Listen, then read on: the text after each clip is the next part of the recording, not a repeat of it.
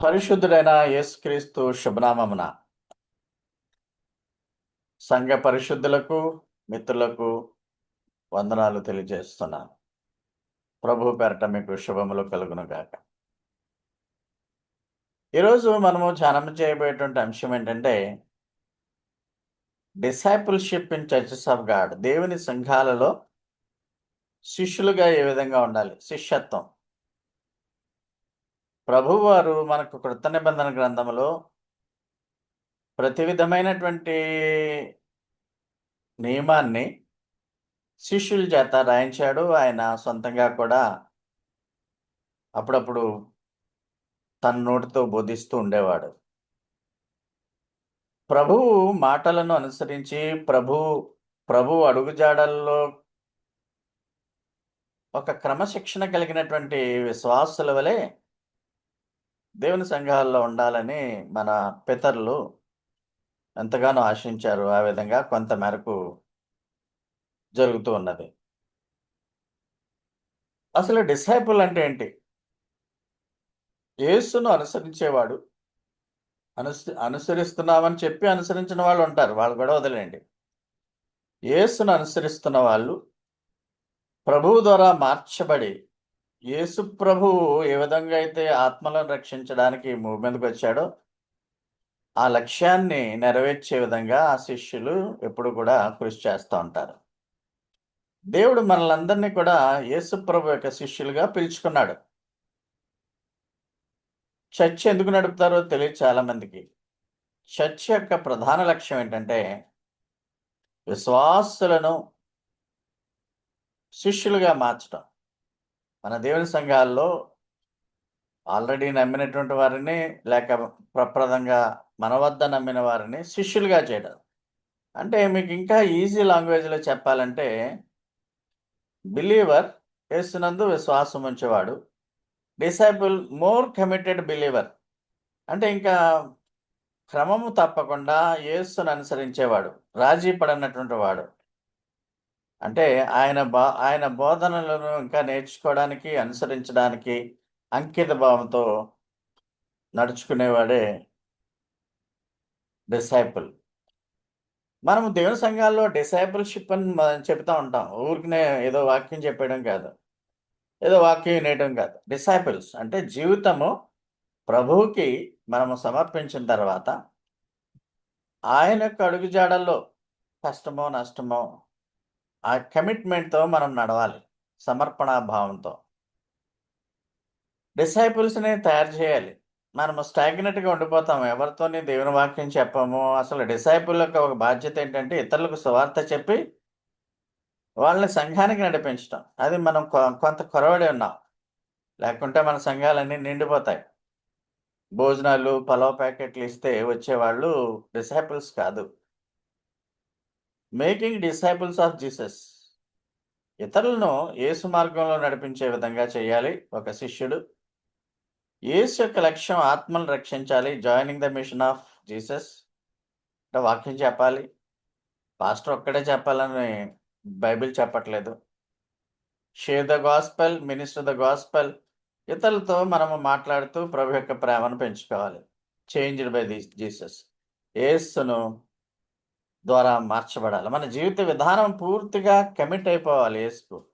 జీవితము యేసు వెంబడించే విధముగా మనం పోవాలి. ఇంకా దిక్కులు చూడకూడదు, అటు ఇటు చూడకుండా యేసు వైపే, విశ్వాసమునకు కర్త అయిన యేసు వైపు మనం చూచు పరుగు పందెంలో మనము ముందుకు పోవాలి. సో డిసైపుల్ ఎప్పుడు డివోటెడ్ ఫాలోవర్, అంకిత భావం కలిగిన వాడు. ఇంకా కట్టుబడిపోయి ఉంటాడు. ఇప్పుడు రాజకీయ పార్టీలు ఉన్నాయనుకోండి, ఒక పార్టీలోనే ఉండిపోయే వాళ్ళు ఉంటారు. అస్తమానం మారిపోరు పవర్ మారినప్పుడల్లా. అలాగే కొంతమంది క్రైస్తవులు ఈ చర్చి ఆ చర్చి, ఆ చర్చి ఈ చర్చి, లేకపోతే మొత్తం దేవుడి మీద నమ్మకాన్ని కూడా మార్చేసుకుంటూ ఉంటారు. అలా God doesn't want all these people. అంకిత భావం ఉండాలి. డెడికేటెడ్, డివోటెడ్ ఫాలోవర్స్, డిసైపుల్స్ ఆయనకు కావాలి. ఆయన ఇమిటేట్ చేయాలి. ఆయన జీవితంలో ఆయన కష్టాలు నష్టాలు వచ్చినప్పుడు ఏ విధంగా తట్టుకున్నాడో మనము అలా తట్టుకోవాలి. అదేవిధంగా ఆయన జీవిత విధానం బట్టి మనము నడుచుకోవలసిన వారమై ఉన్నాము.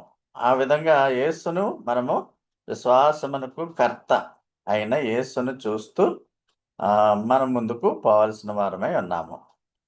సో, ఈ టీచింగ్స్ అన్నీ కూడా దేవుని సంఘాల్లో మనం చెప్పే టీచింగ్స్ డిసైపుల్స్‌ని మనం తయారు చేస్తాం. ఇప్పుడు మన సంఘంలో ఉన్న వాళ్ళంతా డిసైపుల్స్ అనే నమ్ముతున్నాను నేను.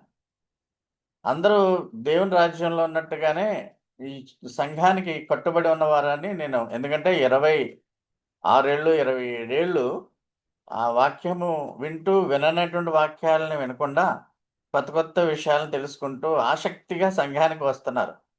నేను అబ్సెంట్ అయినా, నేను చెప్పకపోయినా, మీరు రాకపోయినా ఆ ఫ్రీక్వెన్సీ తప్పుతుంది. మీకు అలా కాదు. దేవుడు మనకు ఆ భాగ్యం ఇచ్చాడు. కంటిన్యూయస్‌గా ఒక మంచి వక్త చెప్పడము, డాక్ట్రిన్ పూర్తిగా తెలుసున్నవాడు.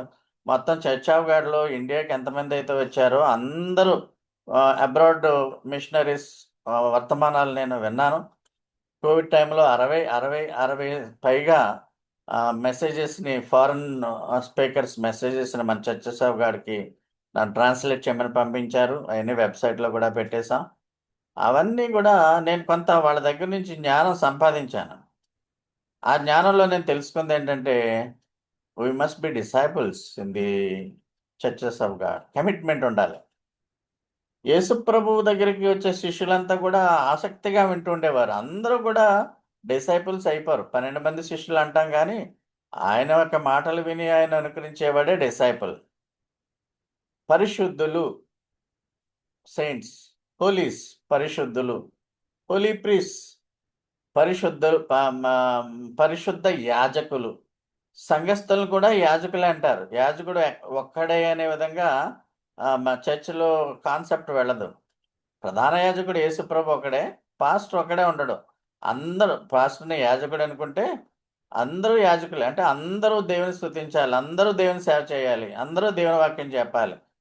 కనీసం వచ్చిన వాళ్ళన్నా వాళ్ళ టాలెంట్‌ని షేర్ చేసుకోవాలి. ప్రభువారు ఒక్కరే అనేక మందిని భూమి మీద 3.5 సంవత్సరాలు పరిచయం చేసిన అనేక మందిని ఆకర్షించి, ఆయన తన తట్టు తన యొక్క వర్తమానాల వైపు వారిని ఆకర్షించుకొని, వారిని మార్చి దేవుని రాజ్యానికి అర్హులుగా చేశాడు. అదేవిధంగా పరలోక రాజ్యానికి వెళ్ళడానికి అర్హత కల్పించాడు. ఆ యొక్క శిలువ మ్రాను త్యాగం ద్వారా.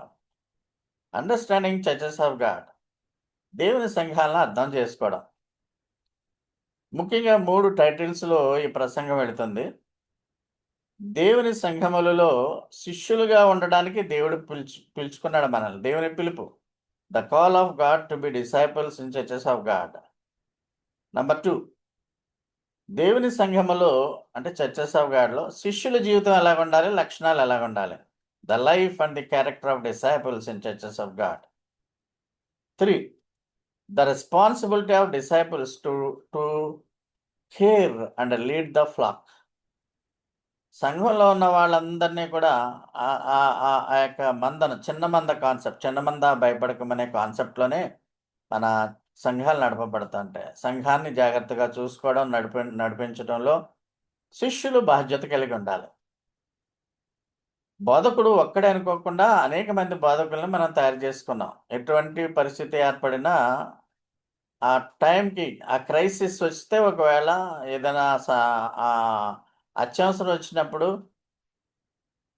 మాట్లాడే విధంగానే మనము బోధకులను తయారు చేసుకున్నాం. అలాగే ఆ యొక్క అదే విధముగా అందరూ కూడా కేపబుల్‌గా ఉండేటువంటి విధంగా బోధకుడు ప్రయత్నం చేయాలి. ఆ విధంగా మనం ప్రయత్నం చేస్తున్నాం. ఇందులో దేవుని సంఘాల్లో శిష్యులుగా ఉండడానికి దేవుడు మనల్ని పిలుచుకున్నాడు. అది మన యొక్క అత్యంత ఆహ్, ఆహ్, మా అదృష్టమైనటువంటి పిలుపు. ఇందులో మొదటగా మనం చూస్తే దేవుని సంఘాల్లో అమరిక ఎలా ఉంటుంది? ప్రాముఖ్యత అంటే ఎలా ఏర్పాటు ఎందుకు చేశారు?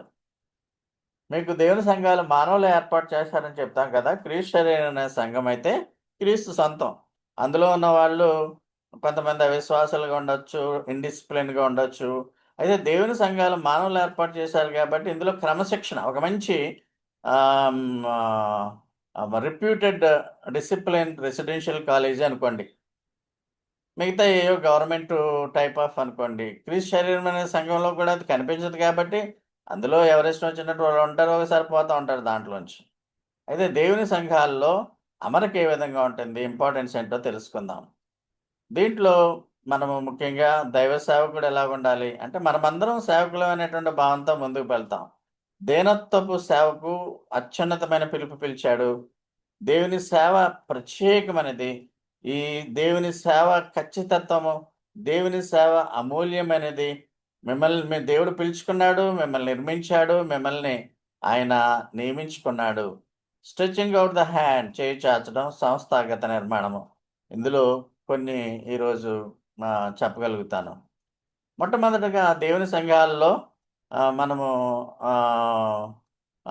ఏ విధముగా ఈ నిర్మాణం ఏర్పడిందో మనం చూద్దాం.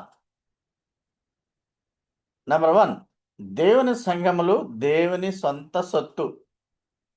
స్వరక్తమిచ్చి సంపాదించుకున్నాడు. ఇది నా చర్చి, ఇది మా చర్చి, మా సొంతం, మా నాన్నగారిది, మా అమ్మగారిది, మా మా డబ్బే పెట్టి కొనుక్కున్నామని కొట్టుకు చేస్తూ ఉంటారు చాలామంది. అయితే దేవుని సంఘాలు దేవునికి మాత్రమే చెందినవి. 1 పేతురు 5:2, అపోస్తలుల కార్యాలు 20:28. నెంబర్ 1 అంటే సంఘ కాపరి గాని, సంఘస్థులు గాని, సంఘమంతా కూడా ఎవరి సొత్తు కాదు. సంఘం అంటే బిల్డింగ్ ప్రాపర్టీస్ కాదు. సంఘములో ఉన్నటువంటి విశ్వాసులు అనే ఆస్తికి ఓనరు దేవుడే. ఎవరో కాదు. పాస్టర్ కాదు, ఎవరో కాదు. నెంబర్ 2, దేవుని సంఘము లేక చర్చ్ అనేది పరలోక వాస్తవికత యొక్క భూ సంబంధమైన వ్యక్తీకరణ. అంటే పరలోకములో ఏ విధముగా అయితే దేవుని ఆరాధన జరుగుతుందో హోలీ ప్రీస్ట్‌హుడ్ సర్వీస్‌లో మనం అలాగే దేవుణ్ణి ఆరాధిస్తాం. అంటే it's a shadow of the worship of haven on earth. దేవుని సంఘం అనేది పరలోక వాస్తవికత. భూ సంబంధంగా మనం దాన్ని చేస్తున్నాం. 3, the house of God is house of God అంటే దేవుని ఇల్లు. దేవుని ఇల్లు అంటే church of God. Place of priestly service. వారానికి ఒకసారి మనము ప్రభు చెప్పిన విధంగా ప్రీస్ట్లీ సర్వీస్ చేస్తూ ఉంటాం. సబాతు దినము వాడుక మా ఆజ్ఞల్లో ఒకటి మీరు పాటించరని ప్రొటెస్టెంట్లని చాలామంది తిడతా ఉంటారు. అవన్నీ ఎప్పుడూ అలాగే హిస్టరీలో ఉండిపోయాయి. అయితే ప్రభు దినమున మనము కూడుకొనుట అనేది కొన్ని వందల సంవత్సరాల నుంచి ప్రభు సిలువ మీద మరణించిన తర్వాత ఆయన యోహాను సువార్తలో చెప్పినటువంటి విధముగా ఆదివారం నాడు మీరు రొట్టె విరవాలి అన్న విధముగా కొరింథీయులకు రాసిన మొదటి పత్రిక 11లో మీరు నన్ను జ్ఞాపకం చేసుకుంటే దీన్ని చేయుడు అన్న విధంగా మన దేవుని సంఘాల్లో హోలీ ప్రీస్ట్‌హుడ్ సర్వీస్ జరుగుతుంది. పరిశుద్ధ యాజక పరిచర్య. అది జరిగేటువంటి స్థలం. నెంబర్ 4, ఆధ్యాత్మిక సహవాస స్థలం. సహవాసులందరూ కూడా విశ్వాసులందరూ కలిసి హలో బ్రదర్, హలో సిస్టర్ బాగున్నారా? మీ గురించి ప్రార్థన చేస్తున్నాం. మీరు ఈ మధ్య రావట్లేదు. మరి సంఘానికి రండి. మంచి మంచి వాక్యాలు మీరు కోల్పోతున్నారేమో. ఒకవేళ యూట్యూబ్‌లో చూడండి, రాకపోతే అనే విధంగా సహవాసం. ఆదివారం నాడు మనము కూడుకుంటాం మానకూడదని హెబ్రీ గ్రంథకర్త 10:25 చెప్తున్నాడు. 5వ పాయింట్ ఏంటంటే రక్షింపబడిన వారును సత్యాలలో నడిపించే మార్గం. నేను చాలాసార్లు చెప్తాను. రక్షింపబడిన వారిని రక్షణ మార్గములో కడవరకు నడిపేదే దేవుని సంఘం, చర్చ్ ఆఫ్ గాడ్ అని. అంటే సత్యాలు ప్రకటింపబడతాయి ఇక్కడ. అసత్యాలు మాట్లాడడం కానీ, చెత్త చెత్త కథలు, చెత్త చెత్త మాటలు, ఒక విదూషకుడిలాగా నవ్వించే కార్యక్రమాలు జరగవు. 6, the place of edification and growth. ప్రతి వారిలో కూడా క్షేమాభివృద్ధి మరియు ఎడిఫికేషన్ అంటే క్షేమం, గ్రోత్ అభివృద్ధి అంటే స్పిరిచువల్ గ్రోత్ కలిగించే స్థలం అనమాట. ఐజాక్ రాజు చెప్తా ఉంటారు ఎప్పుడు కూడా ఏంటంటే మన చర్చ్లో 25 ఏళ్ల కిందట ఉన్నటువంటి వాళ్ళు కుటుంబాలుగా అభివృద్ధి పొందారు. అదేవిధంగా వారి యొక్క భౌతికంగా ఎదిగారు, స్పిరిచువల్గా కూడా ఎదిగారు. అందరూ బ్లెస్సెడ్ పీపుల్ అని ఆయన ఒకసారి చెప్పారు. చాలాసార్లు చెప్తా ఉంటారు. 7, the launching pad for evangelism. ఈ చర్చ్ నుంచే సువార్త ప్రారంభం అవ్వాలి. అంటే మన ద్వారానే సువార్త ప్రారంభం అవ్వాలి. ఏదో పాస్టర్ భార్యో, పాస్టర్ కొడుకు అని కాదు. అందరూ కూడా ఆ సువార్త భారాన్ని కలిగి ఉంటే అసలు చర్చిలు నిండిపోతాయి. సువార్త ప్రచారానికి ఒక వేదిక చర్చ్ అనేది. మత్తయి సువార్త 28, 18, 20లో ఈ విధంగా ఉన్నాయి. సో, ఒక 2, 3 పాయింట్స్‌కి నేను మీకు రిఫరెన్స్ చెప్తాను. సమయం అన్నిట్లికి ఉండకపోవచ్చు. దేవుని సంఘము దేవునికే చెందింది. మనది కాదది. అయితే మనము ఉన్నంత కాలము దాన్ని చాలా కాపాడుతూ ఉండాలి. మొదటి పేతురు 5వ అధ్యాయం 2వ వచనంలో బలిమి చేత కాక అంటే బలవంతంగా కాక దేవుని చిత్త ప్రకారము ఇష్టపూర్వకంగాను దుర్లాభాపేక్ష అంటే ధనం కావాలని కాకుండా సిద్ధ మనసుతో మీ మధ్య ఉన్న దేవుని మందను అంటే చర్చ్ ఆఫ్ గాడ్ని లిటిల్ ఫ్లాక్ని పై విచారణ చేయొచ్చు దాన్ని కాయుడి అంటే దేవుడు ఏం చెప్తున్నాడంటే కాపర్లకే చెప్తున్నాడు ఈ మాట. No doubt in it. అయితే సంఘస్థులు, విశ్వాసులకు కూడా బాధ్యత ఉంటుంది. పాస్టర్ ఒకడే కాదు. విశ్వాసులకు కూడా బాధ్యత ఉంది. సంఘాన్ని ప్రేమగా చూస్తూ, ఆ సంఘానికి సర్వీస్ చేసే విధానంలో కూడా డిసైపుల్స్ పాత్ర ముఖ్యమైనది. అపోస్తల కార్యాలు 20 అధ్యాయం 28 వచనంలో చూస్తే, దేవుడు తన సురక్తమిచ్చి సంపాదించాడు సంఘాన్ని. ఆ సంఘాన్ని కాస్తాకి అంటే కాయుట కంటే మనము ఒక ఒక పిక్చర్ చూపిస్తాను మీకు. ఆ పిక్చర్‌లో మా పాస్టర్ గారు వాక్యం చెప్తున్నట్టుగా మీకు ఇక్కడ చూడండి. ఆయన జనరల్‌గా కాస్తా ఉంటాడు. నేనేమంటానంటే, ఒకడో ఇద్దరు సంఘాన్ని కాసినప్పటికిని, ఆ డిసైపుల్స్ అనేవారు కూడా వాళ్ళు కేర్‌ఫుల్‌గా వారి యొక్క వారి సంఘంలోని విశ్వాసులను వాళ్ళు కూడా కాయాలి. ఎందుకంటే సంఘస్థులు లేకుండా సంఘపు కాపరి ఉండడు. సంఘస్థులు అభివృద్ధి పొందకుండా కాపరి హ్యాపీ ఫీల్ అవ్వడు. కాబట్టి మనము తెలుసుకొనవలసిన విషయం ఏంటంటే, ఈ పరిశుద్ధాత్మ సంఘ కాపరులను అధ్యక్షులుగా నియమించాడు. అంటే మన సంఘాల్లో రకరకాలుగా అడ్మినిస్ట్రేషన్ ఉంటుంది. వాటి గురించి కూడా డిస్కషన్ ఉంటుంది. అందరూ ఒకటే, అందరూ ఒకటే అంటే అందరూ ఒకటి కాదు. ఓవర్‌సీర్స్ ఉంటారు, డీకన్స్ ఉంటారు, లీడింగ్ బ్రదరన్స్ ఉంటారు. అందరూ కలిసికట్టుగానే నిర్ణయాలు తీసుకుంటారు. మీ మట్టుకు మిమ్మల్ని గూర్చి అంటే మీరు కూడా మీ టెస్టిమనీ పోకుండా మంద గూర్చి మీ మట్టుకు మీరు జాగ్రత్తగా ఉండండి. అలాగా ఒక్కొక్క పాయింట్ మీద దేవుని సంఘం అనేది పరలోక వాస్తవికత భూమి మీద అది జరిగే ప్లేస్ అని మనం అక్కడ చెప్పాము. దేవుని ఇల్లు, యాజక స్థలం, సేవ చేసేటువంటి స్థలం. అంటే చాలా చర్చిల్లో కొట్లాటలు, పాదరిని కొట్టేయడం, సంఘస్థులు కొట్టేసుకోవడం, ఇది నాది, ఇది నాది, ఎలక్షన్స్ ఇది బైబిల్ వ్యతిరేకమైనటువంటి పనులు ఇవన్నీ కూడా. ఆధ్యాత్మికమైన సహవాస స్థలం 4వ పాయింట్.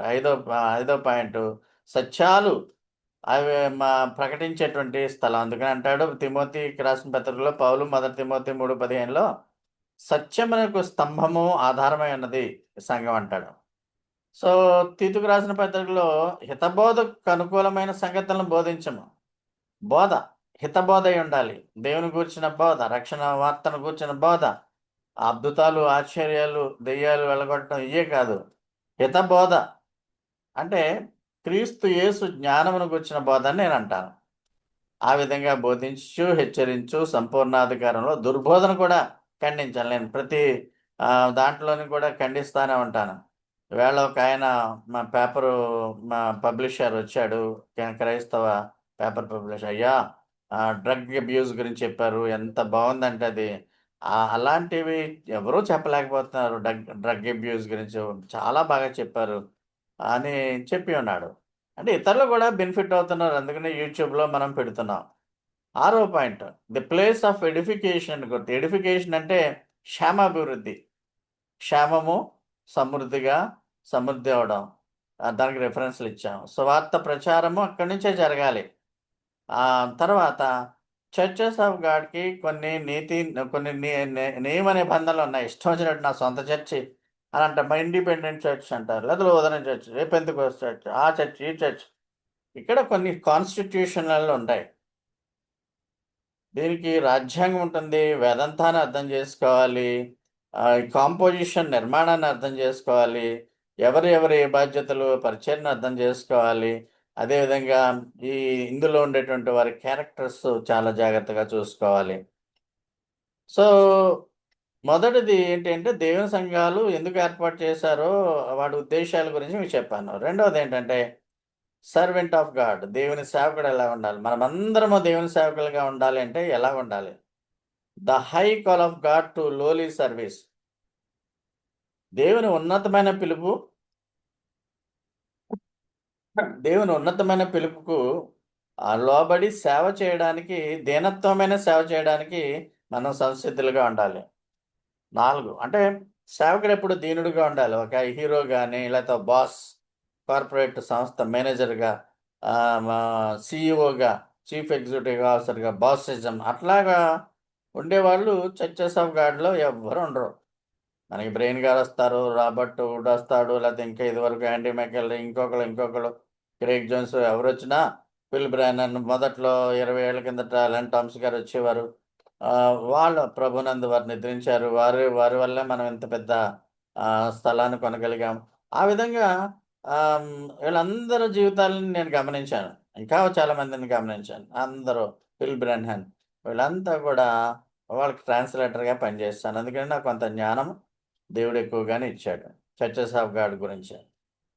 నేను గమనించిందేంటంటే వాళ్ళకి క్రీస్తు యేసుకు కలిగినటువంటి విధేయత ఉంది. అస్సలే కోపం రాదు. బై ది బై ఎప్పుడు ఒకరిని విమర్శించరు. తప్పు చేసినా దేవుడే చూస్తాడులే అని వదిలేస్తూ ఉంటారు. ఆడు నిజంగానే తప్పు చేస్తే దేవుడే పనిష్ చేసేస్తాడు మన కళ్ళ ముందే. సో, అసలే ప్రీ ఎమినెన్స్ ప్రతిదానికి ఎగ్జిబిషనిజంగా, హీరోయిజం చూపించడు సేవకుడు. వీళ్ళ దగ్గర అదొకటి నేర్చుకున్నాను. లేకుంటే నేను కూడా కొంచెము అధికారం బట్టి ఉండేవాడిని. అదంతా తగ్గించేసుకున్నాను. దేవుని సేవ యొక్క ప్రత్యేకత. Precision of service. సేవ యొక్క ఖచ్చితత్వం. 6 ఈ సేవ వల్ల మనకు ఒరిగేదేంటి? అమూల్యత ఏంటి? అవన్నీ డిస్కషన్‌లో ఉంటాయి. మనం పిలువబడ్డాం, నిర్మింపబడ్డాం, నియమ నియమింపబడ్డాం. Stretch out the hand. నీ చేయి చాచి దేవుని పని చెయ్యి. ఆర్గనైజేషన్ స్ట్రక్చర్, సంస్థాగత నిర్మాణాలు చూస్తాం. మొదటగా సర్వెంట్ ఆఫ్ గాడ్ చూస్తే, who is servant of God? పాస్టరేనా సర్వెంటు? కాదు. We are all servants of gods. మన పరిధిలో మనం దేవుని సేవ చేస్తున్నాం. సంఘస్థులందరూ కూడా గుర్తుపెట్టుకోవాల్సిన విషయం ఏంటంటే, అందరూ కూడా యేసును ప్రేమించే డిసైపుల్ ప్రతివాడు కూడా ఆయన సేవకుడిగా ఉండాలి. తిమోతికి రాసిన రెండో పత్రిక, రెండో అధ్యాయంలో ఈ వచనాలన్నిటిలోని కూడా చక్కగా ఇలస్ట్రేషన్ ఇచ్చాడు. రెండో వచనంలో సేవకుడు ఒక టీచర్ అన్నాడు. మూడవ వచనంలో ఒక సైనికుడు అన్నాడు. 5వ వచనంలో 2 తిమోతి 2 అధ్యాయం 5వ వచనంలో అథ్లెట్ అన్నాడు. అథ్లెట్ అంటే తెలుసు కదా! ఈ రన్నింగ్ రేసులు ఇయన్నీ పాల్గొనే వాళ్ళు అథ్లెట్స్ అంటారు.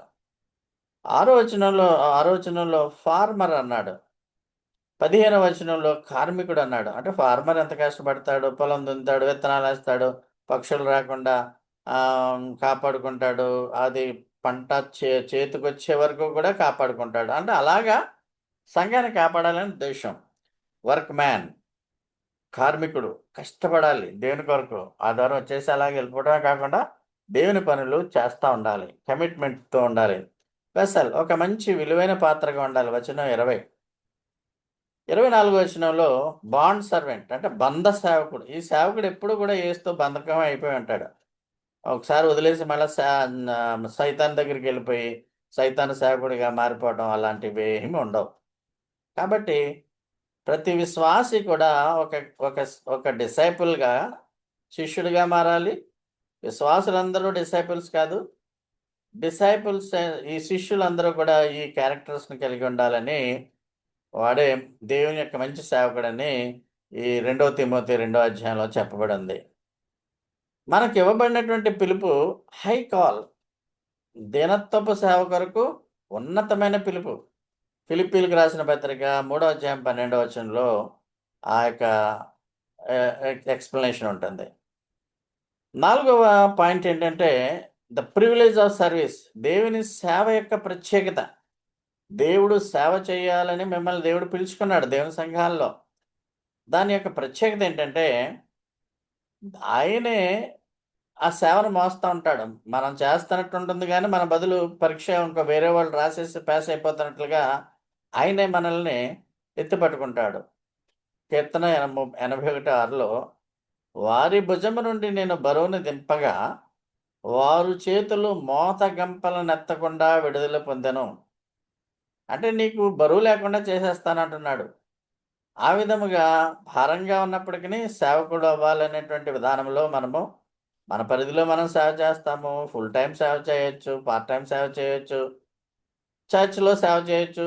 చర్చ్ అంతా ఊడవడం కూడా సేవే. డెకరేషన్ చేయడం కూడా సేవే.